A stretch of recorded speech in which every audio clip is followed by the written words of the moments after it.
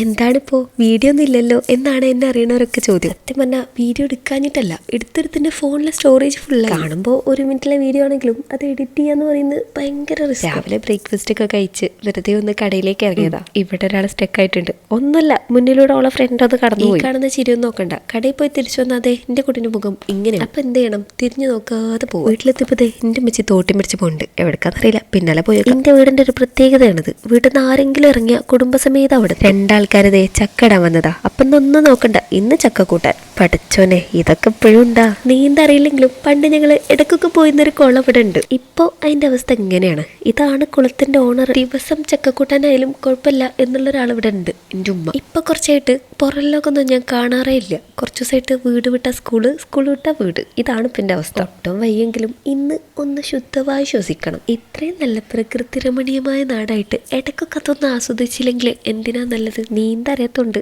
ദൂരെ നിന്നുള്ള ആസ്വാദനം മാത്രം മതി. എവിടെ പോയാലും ഇതിനൊരു മാറ്റമില്ല. ആഹാ, ചക്കക്കൂട്ടാന് കുറ്റം പറയെങ്കിലും ഇത് കണ്ട എന്റെ കൺട്രോൾ പോകും. നല്ല ജലദോഷം ആയത് കാരണം ആ ടേസ്റ്റ് ഒന്ന് ബാലൻസ് ചെയ്യാൻ ഒരു ഉപ്പുമാങ്ങ അത് മസ്റ്റാ.